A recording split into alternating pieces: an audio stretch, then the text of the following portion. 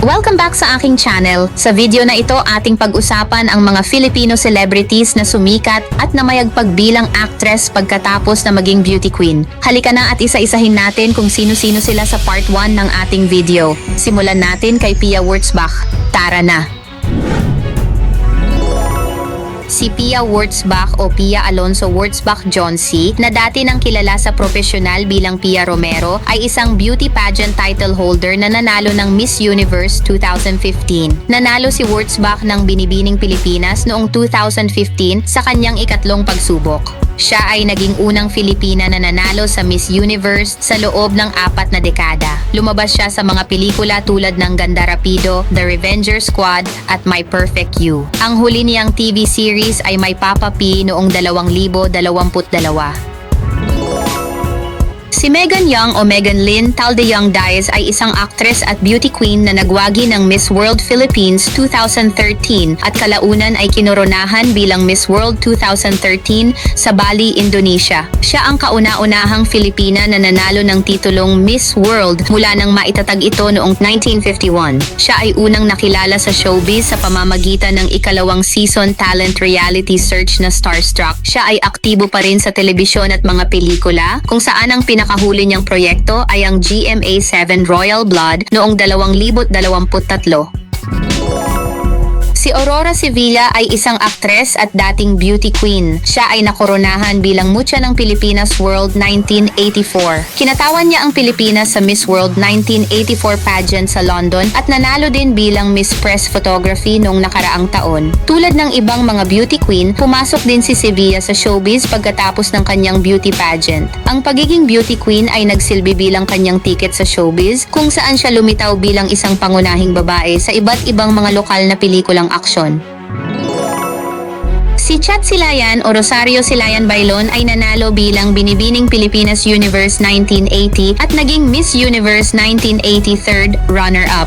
Isang taon matapos ang kanyang stint sa Miss Universe, nagsimula ang kanyang showbiz career at naging isa siya sa pinaka-popular na aktres sa Pilipinas. Pagkatapos ng 2 taon ng pakikipaglaban sa cancer, pumanaw si Silayan habang natutulog sa St. Luke's Medical Center sa Quezon City noong Abril 23, 2006 sa edad na 46 taong gulang lamang.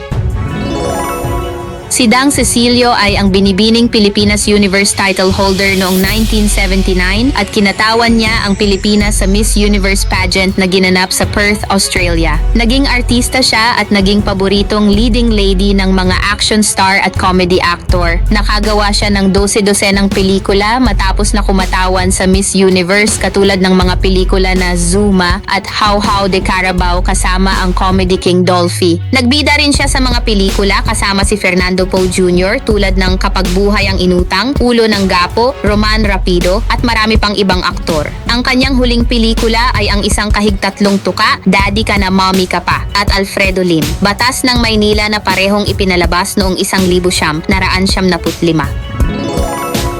Si Maria Isabel Lopez, ang Binibining Pilipinas Universe 1982 title holder, ay kilala sa kanyang matatapang na mga papel sa telebisyon at bahagi ng orihinal na Working Girls. Siya ay naging kilala bilang unang beauty queen at aktres na lumitaw sa mga sexy films tulad ng Silip, Daughters of Eve, Isla at Dingding Lang ang Pagitan. Nanalo siya ng Golden Screen Award Best Supporting Actress Award para sa pelikulang Kinatay noong 2009 at kasama siya sa red carpet sa Cannes International Film Festival para sa pelikulang ito. Muli siyang naglakad sa red carpet sa Cannes International Film Festival sa France para sa award-winning film ni Brillante Mendoza na Marosa noong 2016. Siya ngayon ay bahagi ng GMA7 series Widows Wars bilang Soledad Palacios.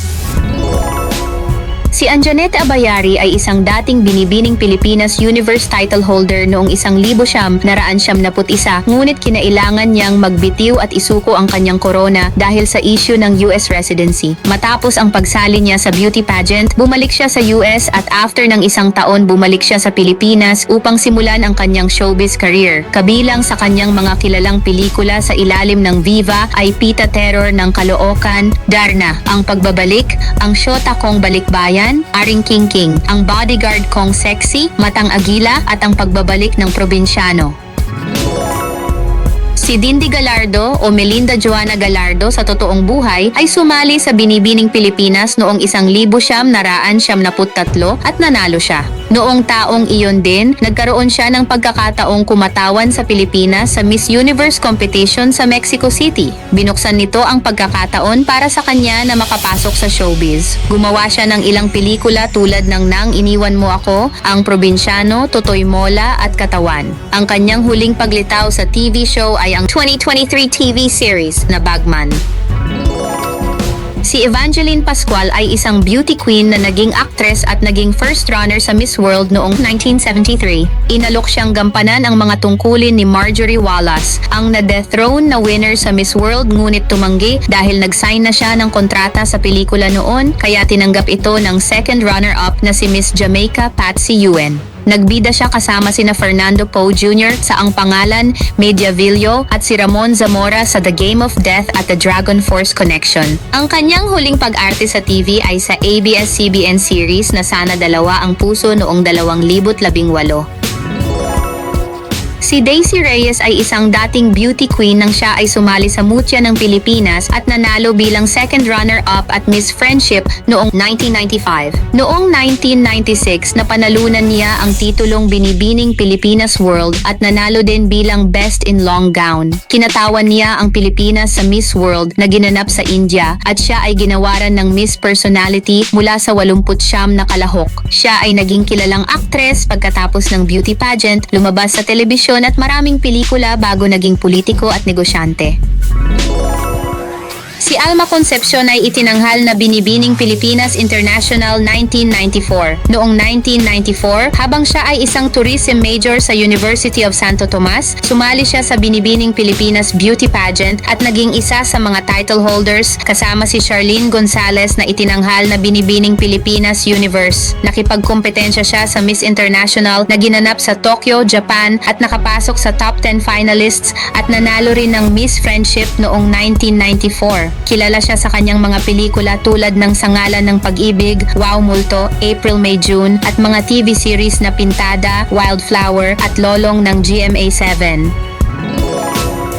Si Melanie Marquez na isang multi-talented ay kilala sa pagkapanalo niya sa 1979 Miss International Beauty Pageant sa Tokyo, Japan. Siya ang pinakabatang nagwagi sa Miss International sa kasaysayan sa edad na 15. Si Marquez ay naging isang fashion at commercial model at itinampok sa mga pabalat ng mga lokal at internasyonal na magazine. Siya ay naging isang actress at nagkaroon siya ng papel sa mga aksyon at dramatikong pelikula at nang naglaon siya ay naging isang TV host, film producer at celebrity endorser. Si Marquez ay isang modeling at image enhancement coach din. Si nanay niya si Rufa Gutierrez na nanalo bilang Miss World Second Princess. Si Charlene Gonzalez na naging Miss Universe Top 6 finalist. At si Miriam Kiambao na nanalo bilang Miss Universe First Runner-up. Siya rin ang ina ni Michelle D na naging Miss World Philippines 2019 at Miss Universe Philippines 2023.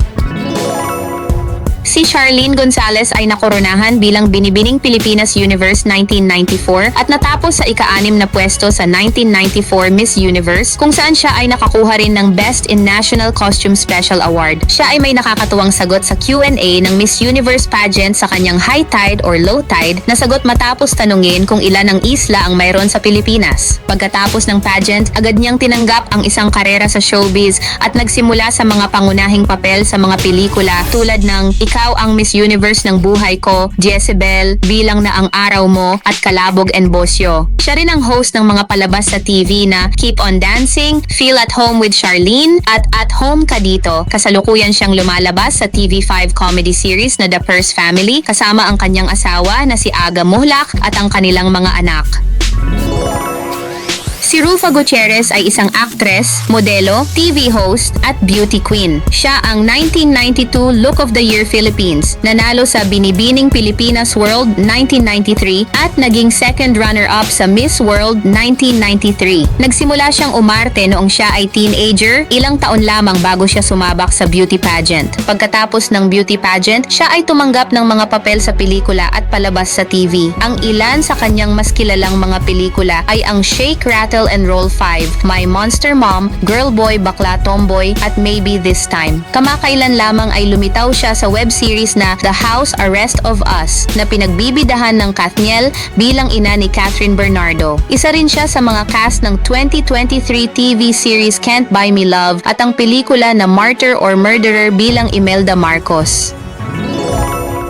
Si Alice Dixon o Jessie Alice Celones Dixon ay isang actress, commercial model at beauty queen na nakoronahan bilang Binibining Pilipinas International 1986 at kinatawan ng Pilipinas sa Miss International 1986 competition sa Nagasaki, Japan kung saan siya nakapasok sa top 15. Sinimulan ni Alice Dixon ang kanyang showbiz career isang taon lamang matapos ang kanyang pagiging Miss International. Nagdebut siya sa matagal ng sitcom na Okay Ka, Fairy Ko kasama sina Vic Soto at Charito Solis. Sunod-sunod din siyang nagbida sa maraming pelikula na ginawa ng Regal at Viva kabilang ang To Saudi with Love at Sambahin ang Ngalan Mo kung saan siya nag-uwi ng Best Actress Award sa 1998 Metro Manila Film Festival. Ang kanyang huling pelikula ay ang 2023 Imelda Papin, The Untold Story at cast sa GMA7 TV series na Maging Sino Ka Man.